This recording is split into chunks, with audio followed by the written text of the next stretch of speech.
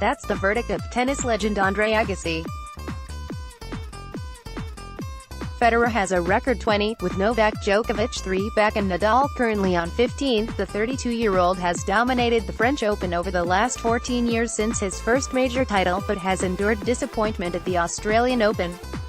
Since his one and only success in Melbourne, Nadal has lost 4 finals, including last month's showdown against Djokovic. He is also without a victory at Wimbledon since 2010, though he went all the way at the US Open 2 years ago. Nadal is widely expected to retain his Roland Garros title for a third successive season in a few months' time. But with Federer, now 37 years old, steadily nearing the end of his career, Agassi believes his fellow career Golden Slam champion Nadal can overtake his longtime rival. Agassi, himself a winner of 8 Grand Slams, believes Nadal is well capable of winning 2 a season for the next 3 years.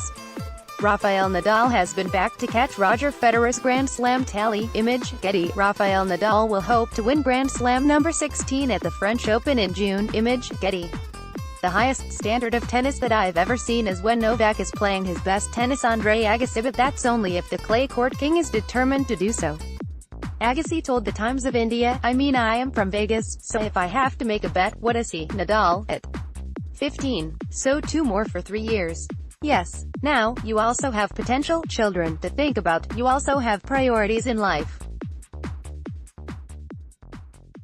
But if he wants to, he will. Yet Agassi thinks the peak form of Djokovic, who has won all of the last 3 majors, outshines both Federer and Nadal.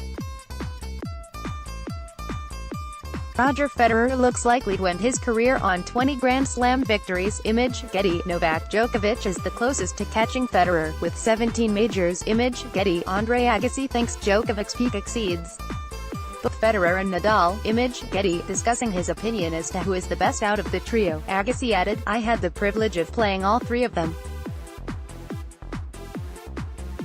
Novak was the worst of them, because he was so young, and it was only an exhibition, but he still beat me. We had Rod Laver win 2 Grand Slams on 2 surfaces, grass and clay. Nobody had come close to winning 4 in the same year. Federer could have done it 3 times with 1 match against 1 guy, but he couldn't seem to beat on clay. Nadal, we are talking about historic achievements. I get that when my generation left, Andy Roddick comes in and wins a slam. Somebody comes in and wins a slam. But with Federer it looked like he was this guy coming in at the right time, and then he ends up having to compete against 2 of the greatest ever, and he does it.